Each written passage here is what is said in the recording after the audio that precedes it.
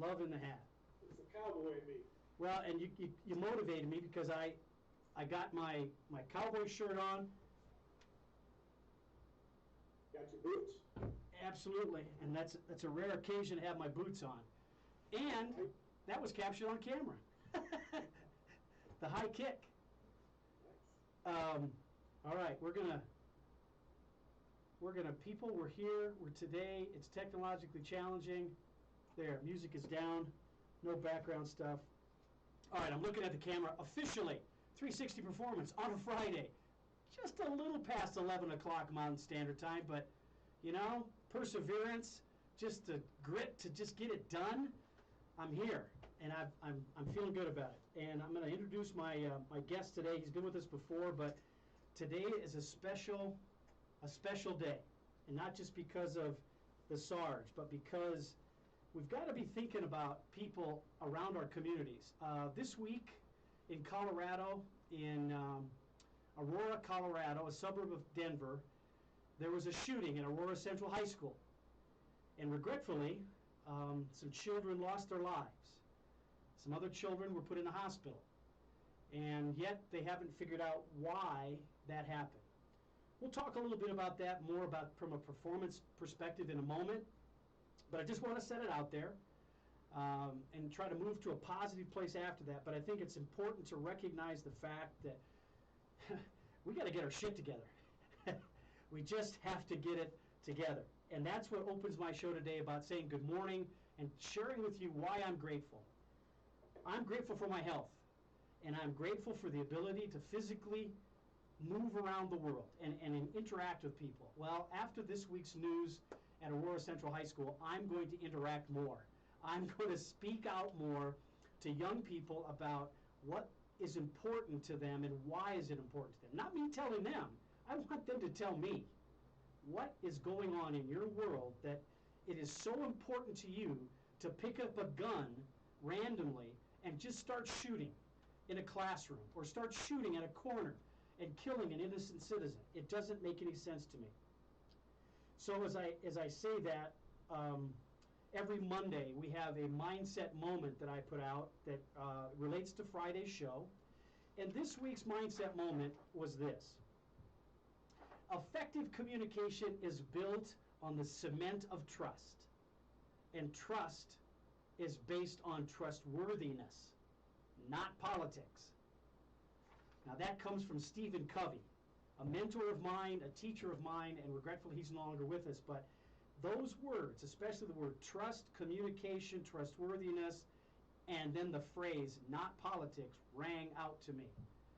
It just means a lot to me to share with you today a person I trust, because when this man gets behind the wheel of a drag racer, a top fuel drag racer, he knows what's about ready to happen.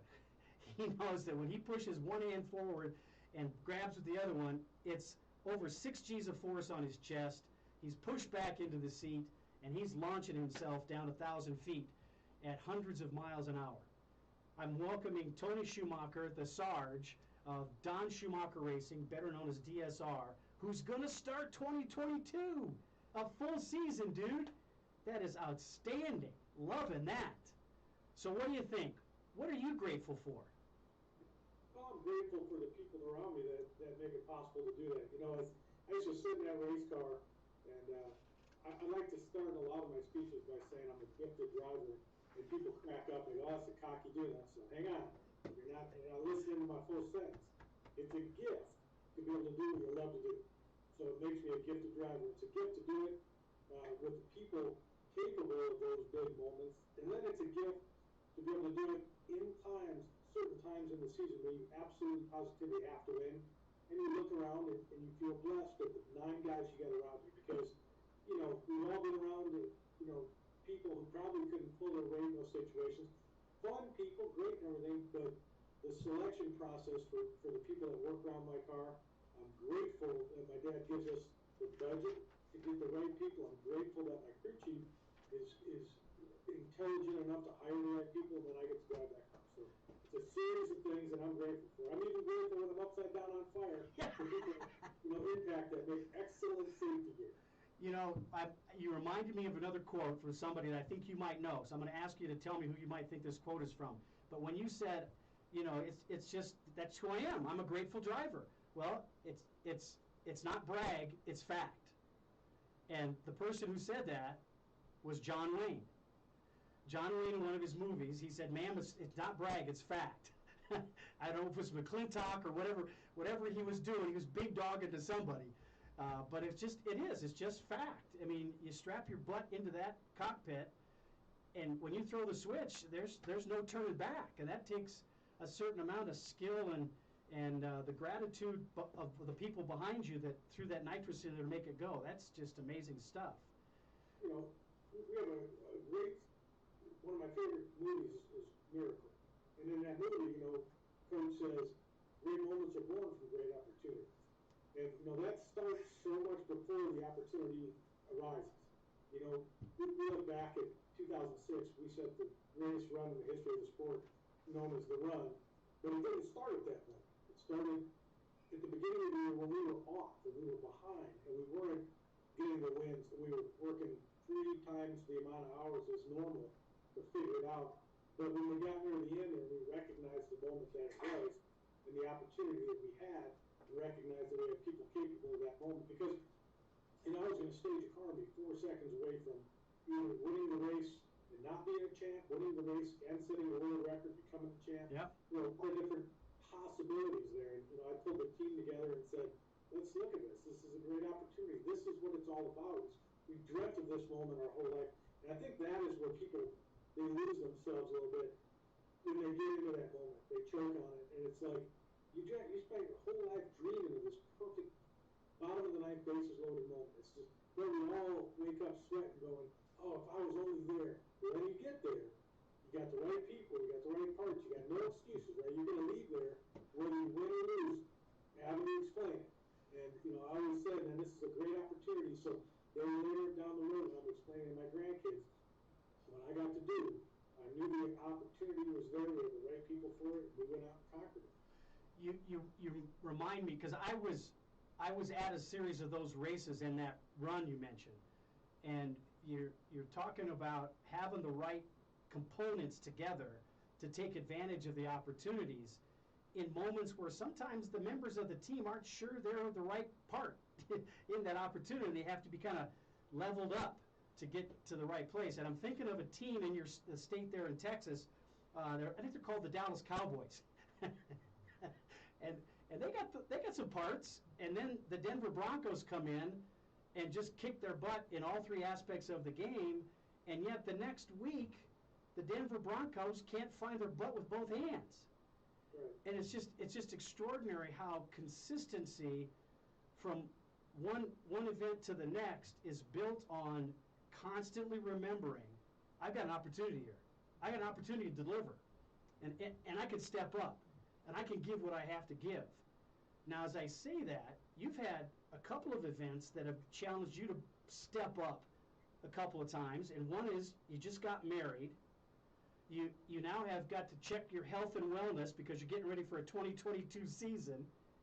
And as I say that, and I was getting ready for the show, I'm looking at these wonderful pictures of your wedding, and you with your dark hat on and your wonderful look, and the big old cigar.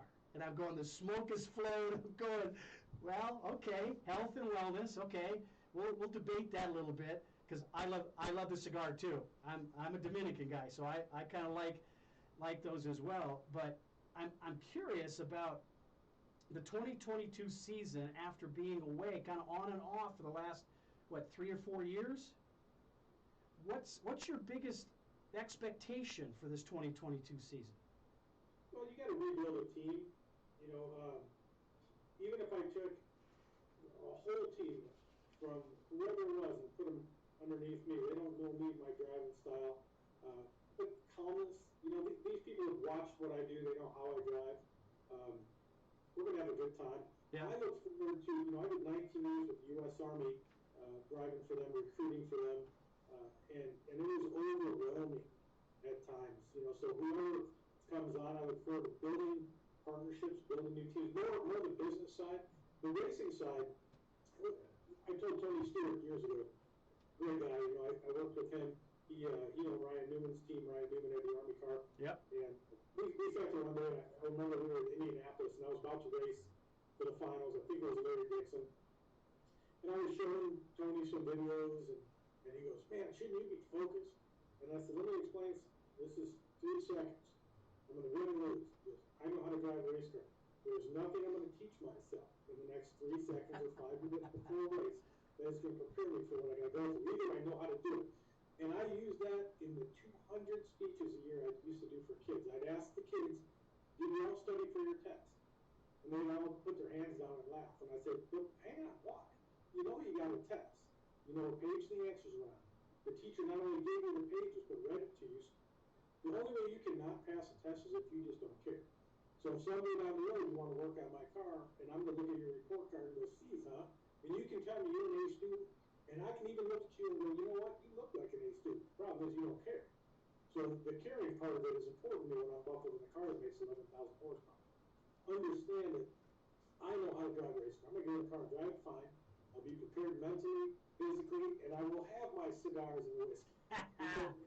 because, you know, when I look back at the people that have died the youngest, it's always the inventor of some elliptical machine or the guy that ran 30 miles a day.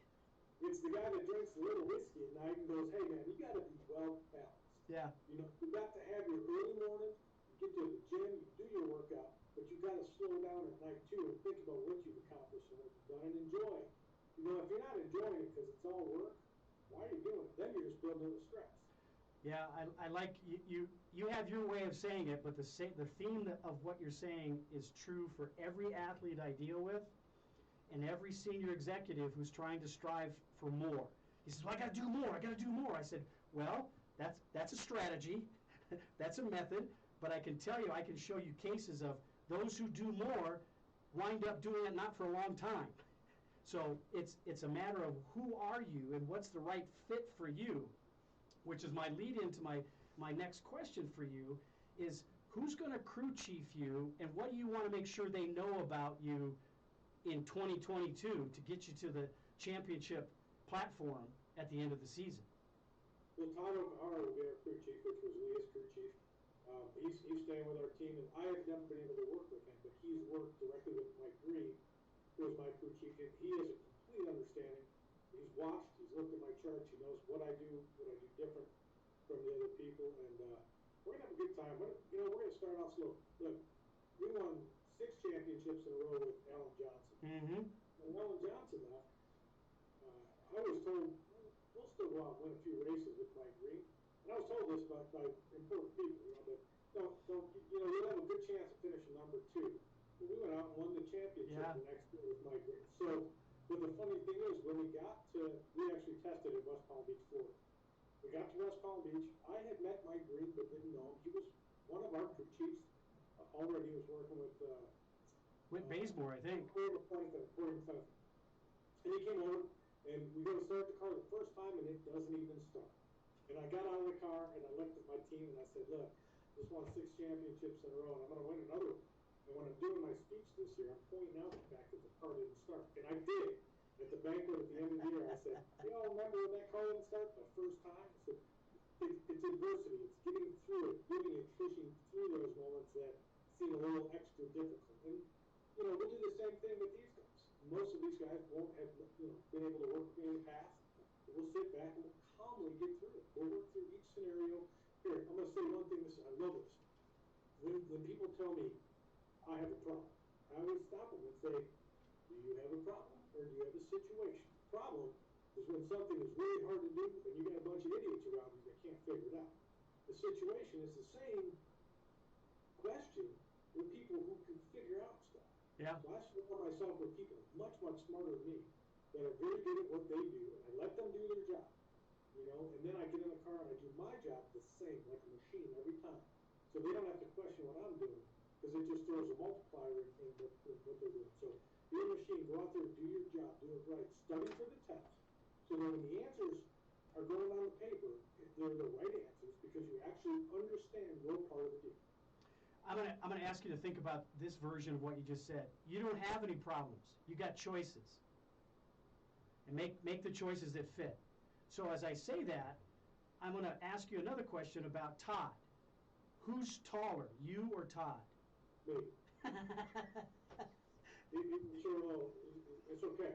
He's petite. He's race car size, a little chubby though. Yeah, well, the first time I ever met Todd was many years ago, before the gray hairs, and I actually propped my arm on his shoulder. That didn't go over very well. It was one of our first meetings, so we got through it. It was fine.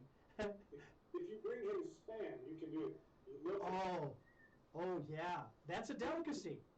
You know, he's an island brat, so that's a delicacy. You know, you bring up some memories. You bring up some memories for me with Mike Green and Todd and the whole crew. But I was going to interrupted you. Go ahead. What were you going to say? No, I don't think that's very healthy. We were asking about the health and wellness. Yeah. The top of the list. Yeah, fried Spam is not exactly part of a nutritional diet. I don't know that we'd want to do that. No matter how Todd might mix up vegetables and fruits and all that stuff with it. I don't think so. You bring up some really great names. I mean, Mike Green is one. Mike Green gave my son his first start in the Budweiser Top Fuel race car, along with that wonderful Budweiser team with Bernstein and the crew. But as you look at the season, the setup of the crew, they'll get there, you know, make your errors early, you know, get through them, have the choices, there are no problems, and working through all of that. But I know that Summer's been with you for a while, but is the racing for a full season going to throw a little bit of a twist into your lifestyle? Well, you know, we met through racing. Her brother raced, Penland family, you know, he and I won a championship back in '95 in the alcohol funny car, and we raced them, and he beat all the good guys. So her family's been around it for a long, long time, which, you know, I think it's one of those businesses where you got to find someone that's involved, because trying to do it when you're there at home and you're not, it's just not going to work. It never has, and it never will. This is a partnership where you go in, and you go in because you love what you do. You know, and I'm not doing it. I'm going racing this year because I absolutely love the sport. I love what I do. I enjoy going out there doing it. So does she. So we're going to go out and, you know, we'll take an extra day here and there and make it a vacation. But we know it's work, and it's hard work, and it's stressful and all that stuff. But I've been through it before so many times. I got a pretty good grip on it. I'm trying to lead a new group of guys into a championship battle. So you've got some youngsters on the crew. I mean, it's not full crew yet, is it? You have a full crew now? No, I think it changed yesterday. You know, this is silly season. Everyone's trying to hire everyone's people. Yeah, so yeah. We'll go here for a short while. We'll figure it out piece by piece. And is Todd going to retain anybody from sure. the crews? Absolutely. And is it true that Hagen part of the DSR team anymore? Hagen went over to Tony Stewart. Okay, and then Leah has gone someplace as well, right? Right. What's Dad going to do? Is he going to, besides yourself, is he going to add any funny car to the mix? Well, we'll have Caps there. Yeah. And I believe Caps will run his own team. But all of that, except for Tony Stewart, Antron's car, our car, still Tasca, all those guys are still under our shop roof. You know, we all work together, and it's not about owning. It doesn't matter if you own 8 teams. People always go, you guys, you know, you're all teammates, you and Antron. We're not teammates in any way, shape, or form. My dad owns them. Yeah, yeah. But, you know, when Matco car wins, the Army car doesn't. So we are not teammates. We are friends, cordial, like we are with everybody. But unless they both say Budweiser or both say Army, that's when they work as a team. Of course, at teams. They all have the same car. They're all the same deal for so many years. But you don't see that anywhere else. There's very seldomly 2 cars out there. You got Torrance, they got 2 cars, the replicas, right? That's a team. As far as the rest of us, when Antron gets a bonus, it doesn't flow into my bank account. So we're trying to beat each other. We work together. We share knowledge. I doubt we share all knowledge. I don't care what they say. You know, like you say, I teach everything you know, not everything I know. Yeah. That's the way it, you know, I think I've been around the sport a long time. I've built a lot of good relationships with drivers. I probably shared much too much information with people on how to drive a race car well. And, you know, later in your career, you pay for it. But you know the thing is, when I win these races, it's against people I helped train, and I feel like I did my part. Like I can beat them anyways. You know, these aren't supposed to be easy races. This isn't supposed to be a simple task. This is something you get through. At the end of the day, they put a trophy on your shelf, and you go, that was hard. It was hard, but I hired the right people, did the right job, ate the right meals, got up at the right time, did my exercise, and won anyways for all that effort. And so that's, that's what the fans are paying for. Well, I'm glad, Tony, I'm glad you brought up the point about the differences in teams, because fans get involved in the cosmetics and the paint and the colors and all that kind of stuff, and they figure, one hospitality tent for everybody means it's one team. That's not true, to your point. So when your car moves up to the starting line against Antron, that's two different drivers competing against each other. Be it that they're in the same hospitality area, you are two guys competing against one another, and the best driver is going to cross the finish line first. So as you think about that, what are some of your season goals? And I know it's hard to predict because you've got the mechanics, you've got the days, the weather. There's all kinds of factors that influence going A to B in a way that's going to get you to the championship. But there are certain components that you do control, like Todd is one of those, getting a great crew chief, getting the good crew. What are some things, when all those pieces are in place, what are some expectations you have for this season? Well, we want to make sure when we get beat, it's on good, solid runs. It's not because of mistakes. Yep. Going to eliminate the mistakes. Get back and make sure I'm doing my consistent part where Tom can have a chance to learn how to tune a car with a driver that's real consistent. I want to give him that opportunity and have him give me the car that I'm going to need to be consistent. What I do in that car, people, I get so tired of it. It's all reaction time. It's all they ever talk about. Yeah. If it's all about reaction time, I just put a computer in the car and just see who flips the switch this last. There's so much more to go in that car, and I'm not going to talk about it because I'm not going to teach someone how to get better again. But there's a lot of other ways to make a race car go down a racetrack. It's 1,000 foot dead straight. It's a lot longer when you start weaving, wobbling through that racetrack, and you're unsettling parts of the car that just don't need it. So we'll go out there, fine tune it, use the knowledge I have, because I've never sat in a car that Todd's tuned. We'll go out there, we'll do what we do, let him see some consistency, and see if he can't grab hold of the championship. I don't know whether he's ever had a chance to do it like that. So you got this great team. Let's think forward. You got this great team, great crew chief, great resources around you through DSR. So now we got the cars up on the hoist. It's sitting there. Everybody's turning the wrenches and whatnot. We have some drivers that you can see them signing cards and doing things in the pits. Now, are you going to get involved to the level where, are you going to pack your own chute? Yeah, I always used to, until about 4 or 5 years ago, when the guys took over. I spend more time at the ropes than any other driver. I think, those fans that pay money to get in, and it gets more expensive every year. It's, you hear them complain. They're not there to watch me pack a parachute. They're there to say hi. So I'll get out there and I'll spend my time with them. We have enough people to pack those parachutes. Not that if they're short on time, of course I'll step back and help and do what I got to do. But really, my job is about pleasing the crowd and doing that stuff. Making the sponsors happy, especially with. And I can't talk about the sponsors right now because I'm not signed. But the ones I have coming, it's going to be a lot of work at the ropes for me, the ones I see. Yeah. And what the ropes do is doing my job, making sure that for someone that gives me money, they come back next year and say, we owe you twice as much because you were well worth it. That's the goal. Now, you and I have talked about fire suits, fire suit design, fire suit colors in the past. I'm kind of pushing for you to break out of that black and gold mindset of the Army, add a few more colors. You did that on some of the interim races you had the last couple of seasons where you had a couple of race opportunities. But with Todd, I mean, come on, Todd's that creative, Pacific Rim kind of guy that he is. Is he gonna throw the yellows and the reds and the greens in there? Let's want them to say span. Oh, so I get to the car and free span all year long.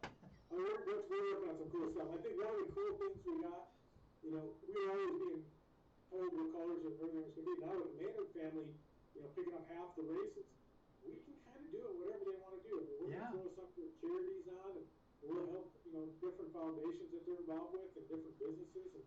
And then I have sponsors coming out, so it'll be colorful and it'll be more like Leah style, where it's every other race it's something different. And I think you grab hold of those sponsors, they seem to keep coming back. So for the fans out there that have never sponsored a race car but part of it, you see some unique things popping on the cars right now, and they keep coming back. So they're getting their value. So when you're out there thinking we only race for a few minutes a year, there's a lot more to the business side of DSR in our camp, but we're doing a good job at it. So the foundations that I support are Boys and Girls Clubs and the Major League Baseball's their foundation that one of my clients, well, he's retired, so he's not really my client anymore, that he sponsors or works with is the Players Alliance. Major League Baseball put together the Players Alliance. What are some of the community service groups that you're interested in kind of making sure you give them an opportunity through this year's race to kind of put them out there in the front of the community? Well, there's a bunch of them. The Army Corps was, it was my responsibility to recruit for a long time. The Soldier's Child, is a great foundation where it's just people that we lost through the years, helping these kids out. American Mobility Project, which is actually Joe and Kathy's, the Maynard's actual foundation. It's a great one because, when you meet people that have gotten paralyzed, and I've got some special forces guys, insane guys, they want to stay in UI level, and they deserve that. Some of these projects fund, these box chairs that will stand them up, and it's cool when they're hearing their national anthem. You see people kneeling down, and then these guys want to stand up and they can't. So we build these projects, for them, make sure that they can rise for that stuff. It's just it's cool. So then your deal, Boys and Girls Club. Before I ever raced a car, there was a Boys and Girls Club in I don't know, it's Buffalo Grove, it's Plains, Illinois. Yep. I took my dragster there, and I put every one of the kids in there, one at a time, gave them a cup and Pennzoil. One at a time. It was the first charity event I ever did in my life, and we put Pennzoil on my car for a long, long time. There's always ways to help. I got another friend out here who owns a company called Train Your Troops, and it basically takes troops that are getting out and helps them train so when they walk in for interviews, they're more properly trained. It's just any way I can help a friend that's got a good charity without sending checks, because I get asked every day, there's only so many checks you can send out, but I can help and raise that money, so I'm pretty good at doing that stuff. A lot of great foundations out there, really good causes, and we were with Make-A-Wish and Infinite Herald for years and years. So. Yeah, I'm looking forward to this season for a lot of reasons, but one of them is always watching you get in the community, do the things. I haven't seen it as much in years past, where the crews and the I don't know what you call them, sponsor cars, where they weren't really fully engined out. They would go and sit in a parking lot at a grocery store or whatever. I'm not sure that's being done as much anymore, but anything that you do in the community would be greatly appreciated. We're such a time where people are, I said to a colleague of mine the other day, I said, we're on edge. Everybody I meet's on edge. It's like they're pissed off at walking across the street. I'm going, come on, people, you're getting to the other side, smile about that. It's just like there's this energy, and I want to encourage all of my colleagues and friends to just lighten up a little bit. Let's make it kind of so we can have these kids smile at us and do things that are going to really, really benefit having them have an optimistic viewpoint for the future. There's a good way to do that. I watched American Horror Story last night. Every now and then I'll pop it out. It was about aliens and this group gets together and they put their phones away for a week and they take a trip with no electronics. If you want to smile, put your electronics away. Quit looking at the junk. Go off and get back out on your bicycle and ride around and everyone's happy. It's just there's nothing positive on Facebook. There's nothing positive on Instagram. Everything makes it look like everyone else is on vacation all day long and you're the only stupid person working every day. Get rid of that stuff just for a little while. And then you get back on, take it with a grain of salt, man. You get on Facebook and you realize your friend's on vacation 700 days a year. Realize there's not 700 days a year. Okay, it's fake. It's just the way it is. What's sad is I don't know that everybody knows there's 365 days in a year.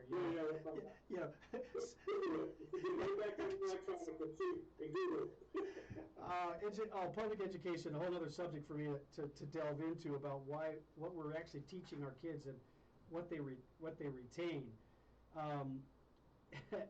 You talked about reaction time a minute ago. There's so many factors that go into getting the car from A to B, especially if it doesn't perform exactly the way you want it to. I've seen you win a race. It didn't look good, but you won a race because of what you did with the levers and the pedals. to get you from A to B. So is there certain things that you know that are only your responsibility, that if I don't take care of these, we're not, no matter how good the car's running, it's not going to happen? What are at least one thing that you know you've got to make sure you're spot on with? Well, I hate talking about the certain things, but the first 100 feet, putting the car where it has to be. Yeah. Right, in other words, when I back up probably 10, 15 feet more than most people. So then when I pull forward, I know I'm straight.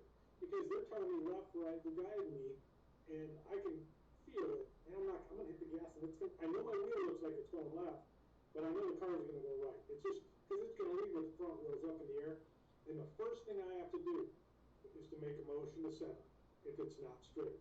And the first motion I do, because we have live axles, both wheels going at the same time, if I have to make a hard steer, I take, and there's no way to know the amount, the percent, but if I have to make a big move, I'm going to shift the weight to one tire. I got 11,000 horsepower trying to hit one tire instead of two. That initial lock is so important to be straight. And the motions to get it back straight have to be small and quick, not big moves where you're steering that car in its position.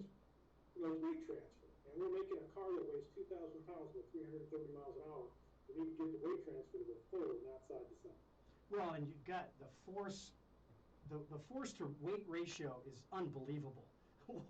What you're doing there, and you're talking about it in a very confident, simple terms, but until you actually stand behind the car at a starting line and feel the power and watch you launch, you don't really understand the significance of fractions of inches of that tire in the groove or out of the groove, or like you said, it's looking left, but I feel it. I know when I launch, it's going to go right. That's my motivation to you out there, people, to go see the races. We have a great race here at Bandimere Raceway that starts the Western Swing every year in July, and it is a wonderful event, but it's also an interesting event because the other factors that influence drag racing are weather, temperature, moisture, pressure, barometric pressure, because you're taking a nitrous fuel, and putting it under pressure and wanting it to go fast. Well, we change that. We take some of the pressure away. So it's really interesting. So when you come to a race or Google NHRA.com and just take a look at some of the film of Tony Schumacher, the Sarge, and when he was in the Army car and he won those championships, those eight championships, 6 of them in a row, and understand what it takes to be in that car. I have to give you props, Tony, the confidence and courage that drivers have to just get in the car. And you've had more than your upside down moments.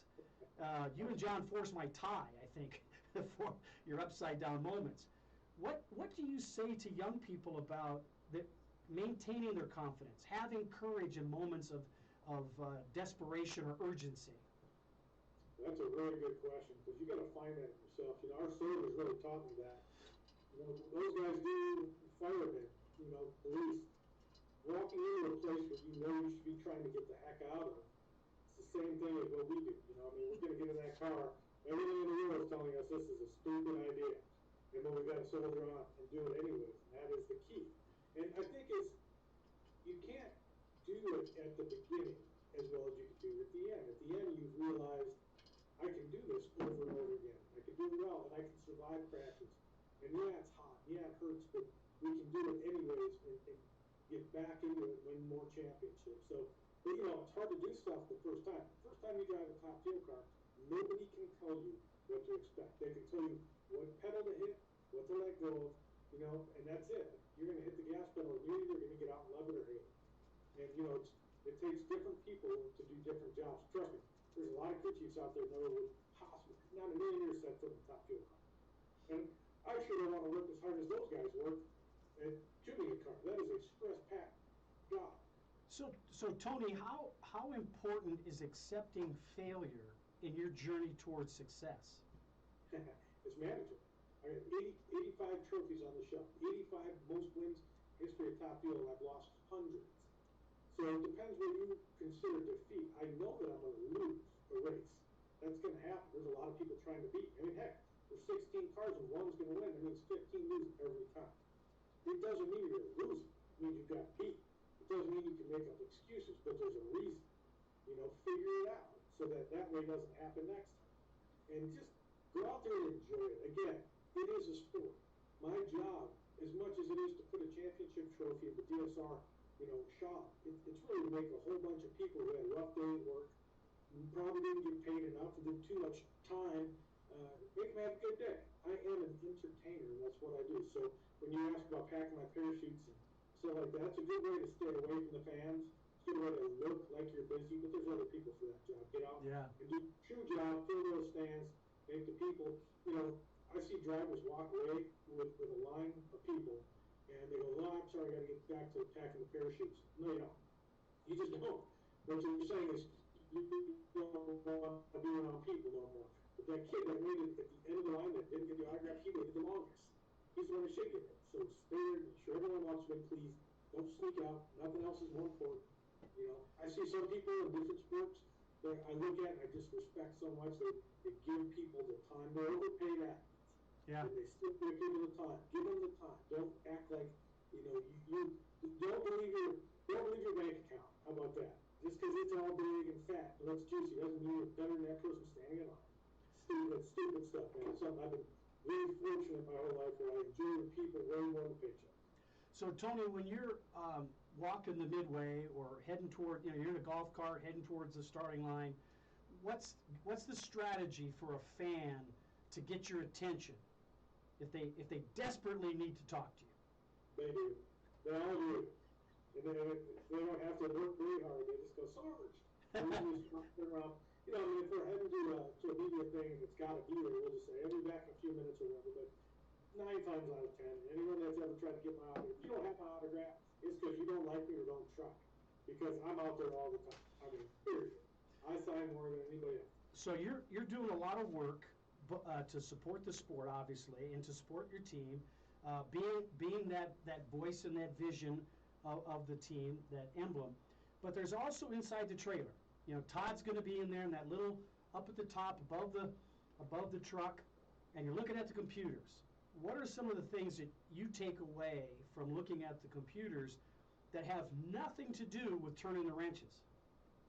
My consistency, my staging calmness, the way the car moves, the amount of steering I put in, the amount of brake pressure I use, the unsettling of the car when I'm staging it, the distance between finish line and where I launch the parachutes, everything is about exact. That's the key. When you're doing a job that takes 3.5 seconds and you're going to win and lose by inches, the details become way more important. So the details what details do you talk about with Todd when you're up there sitting with him? He's looking at the computer for looking at how each of the 8 cylinders are firing, the fuel intake, all the stuff, the numbers. What are the details that you and he are talking about when you compare his desires and what you just said? Because you're looking at response times and how the car moved, when it got hit, the clutch maybe reaction, how that maybe felt to you. What are you and he sharing so that it really gets in sync with one another? Well, if all goes well, we don't got to share anything. Because you do a perfect job. But really, the load on the initial launch, and I don't want to get into too much detail because it gives away a lot to the other teams. Yeah. So I know that from a fan's perspective, let's take that from a fan's perspective. There's a couple of warning signs. One, don't ever wear white at the starting line. It's just not a good thing. What does that mean for fans who don't understand what I'm saying?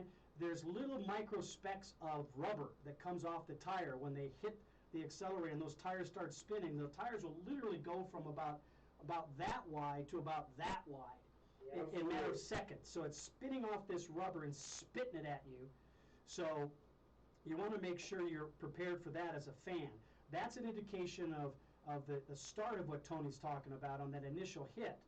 The other thing you want to make sure of is that there's a constant noise. Even though it's really loud, you want to make sure you're hearing a constant high volume pitch of that car going. Because if you don't, Tony's got a problem at the starting line. And he's concerned about what is he going to be doing with his hands and his feet and adjusting and adapting to whatever goes on. Is there anything else that, from a fan's perspective, Tony, that you would ask them to pay attention to with their ears and their? I mean, I know I'm wearing headsets, when you're on the starting line, but you still feel it. Is there a feeling that oh, hey, Tony's going to have a good run because I feel it? I tell people to put a bottle of water down next to you and watch the water.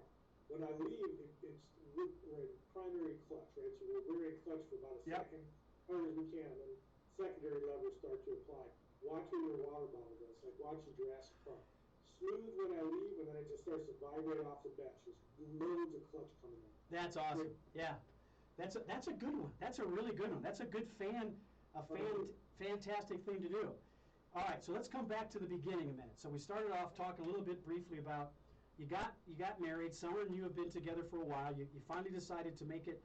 I hesitate to even call it legal. Just formalize it or whatever. Have a party. I don't care. You did the thing, and Summer is kind of a track rat as well. She grew up in it, doing the family thing. When you're together at the race? What's the one thing that you find really the most enjoyable part of the Thursday to Sunday or Friday to Sunday kind of event? The amount of fans she has. Yeah, exactly. You read my mind because that's exactly where I was going. She's just got a following of people that just love her to death. She's kind-hearted, loves racing, and they all joke, they go, man, you've changed it, So it's one of them things. Apparently, I must not have been a very good person before. Right, Summer? She's walking around here laughing at me. Yeah. Yeah, come on, Summer, come on in. He says, I almost actually get a bath. Come on. Yeah.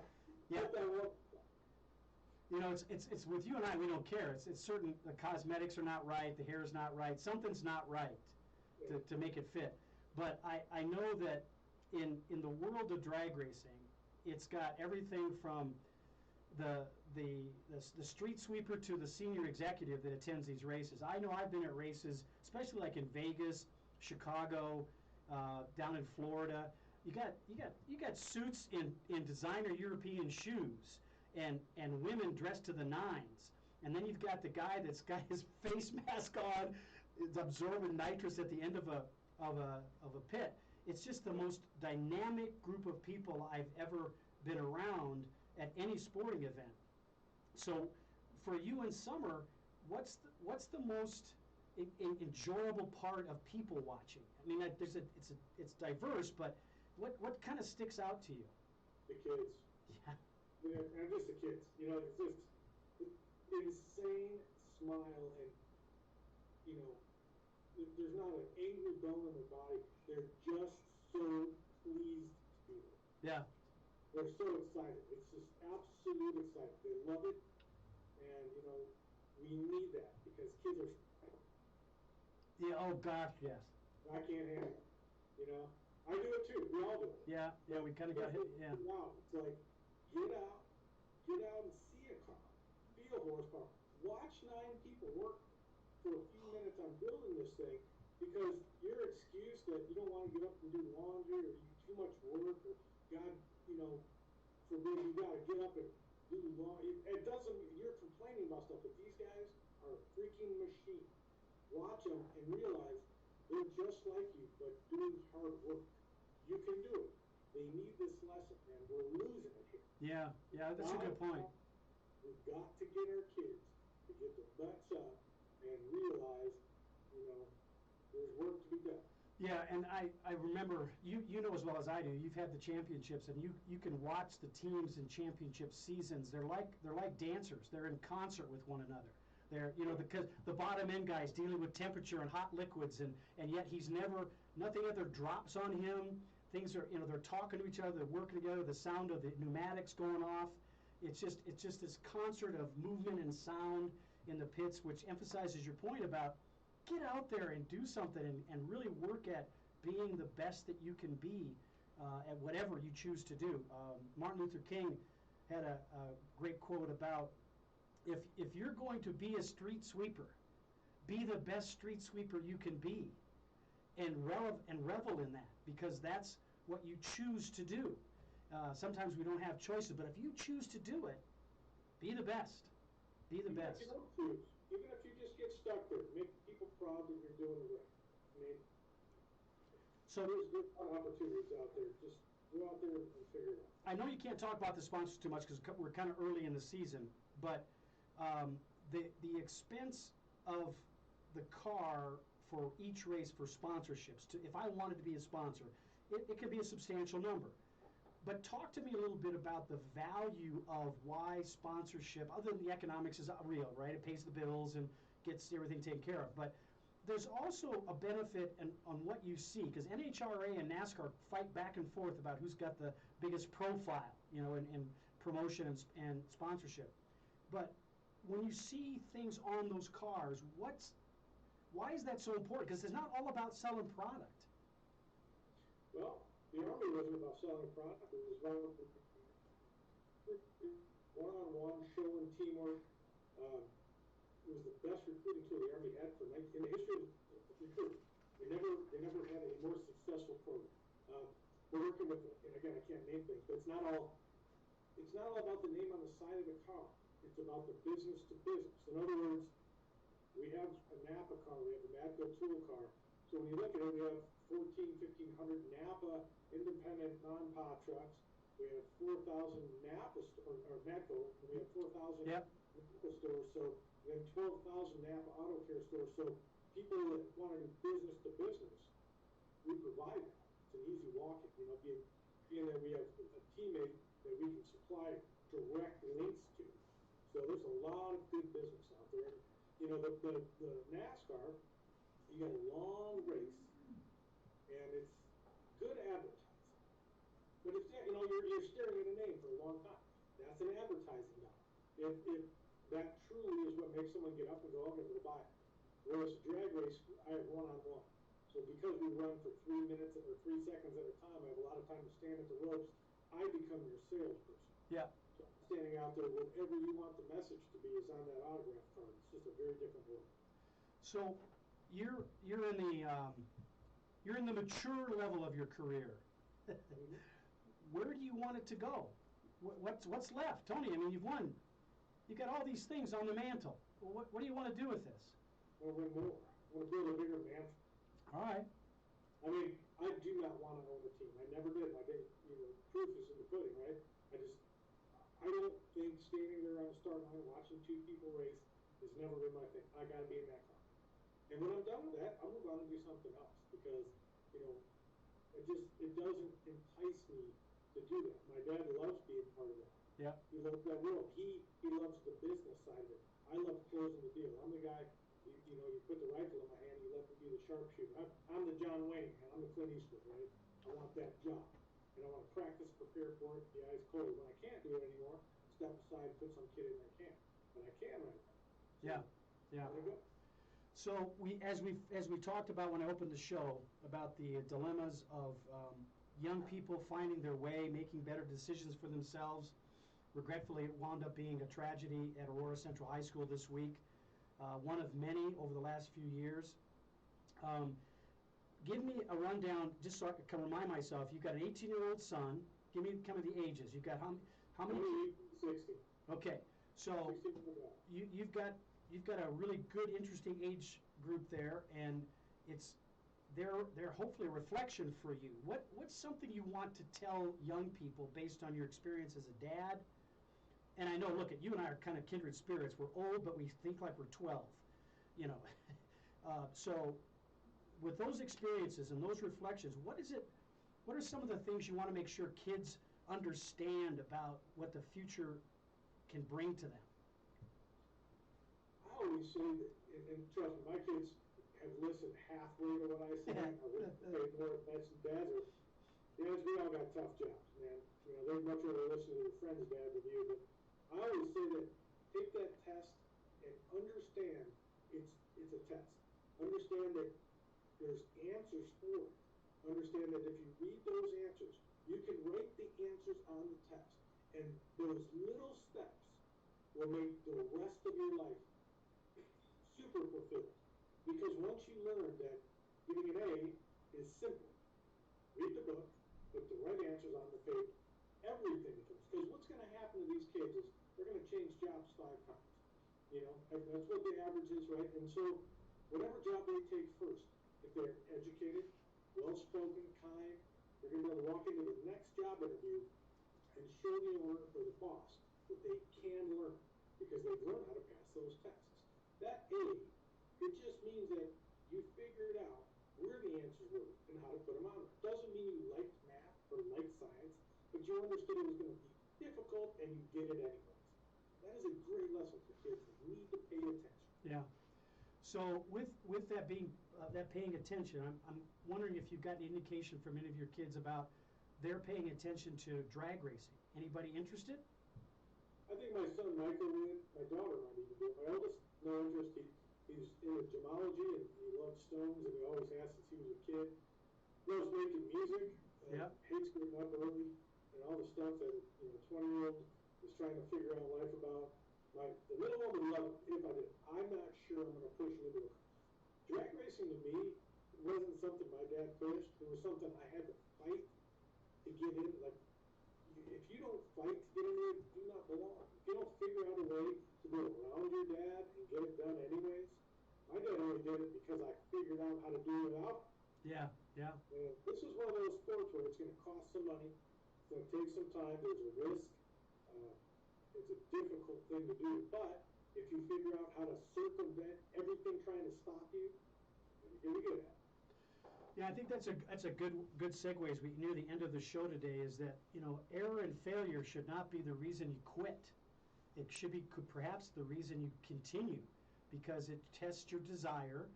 It puts you in that level of integrity. If I say it, I do it. Just to say I want to be a drag racer doesn't mean you're going to do it. So there's an integrity issue there. As we go forward, Tony, what are some other things you want to share with my audience about you, Tony Schumacher, the entrepreneur? I know you've got some other interests. If there's anything else you want to share with people besides drag racing that may be coming up for you, by all means, take the time to do it. Yeah, just one thing I did different than most people with sponsorship is we do merchant service, credit card processing under Rack Financial, and we've started to get some success. It took a long time to build to where I can go back and say, okay, I saved you a few $100,000 in credit card processing. Now give that to me. You already spent it. It's free advertising. We're going to put your name on the side of a race car. This will be the first year we really go out and start doing that. So yeah. It's going to be a unique way to do it. It took a long time to build it up to the business it's in, but it's made it so, I'm comfortable and I'm loving what I'm doing. And I needed to learn something different because, like I said, I have no interest in running a race team later in life. Yeah. So it's good to go out and almost be forced to do something new. Who's the primary user of that service? Who's the ideal customer? Everybody. Every restaurant chain, every car dealer. We do everything. We can do high risk of every sort. But, if you have a nutraceutical company or a pharmaceutical company, you're online selling the Onyx and this and that, the brain stuff. You give me a call, just send me an email, and we'll get after it for you. Is there a website for the credit card service? Rack Financial, but we're putting a /Sarge coming up soon, so we can see that it's me bringing in that stuff. Right now, if you got a company that is doing something like that, you go on my Facebook and send me a message with a phone number. I'll get right back to you. And it's Rack spelled R-A-C-K? R-A-C. R-A-C. RACfinancial.com. All right, so everybody out there, racfinancial.com. Check it out. If you look, I have a lot of my my clients listen to the show, and many of them are processing any number of credit card charges on a daily basis. And as you know, fees are the big deal with that system, and consistency in completing the service. Many times it's not very accurate. So That's right. check that out, Rack Financial, or go to Tony Schumacher on Facebook and send him a message. He invited you to send him a message. Absolutely. Listen, every time we talk, Tony, I get a good laugh and a great smile, and occasionally I learn something new. Occasionally. Me too.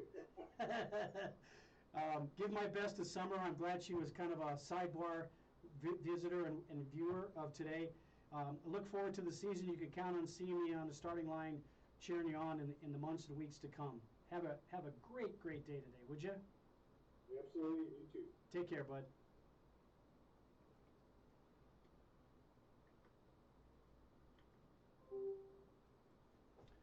All right, everybody. Welcome to the end of the show.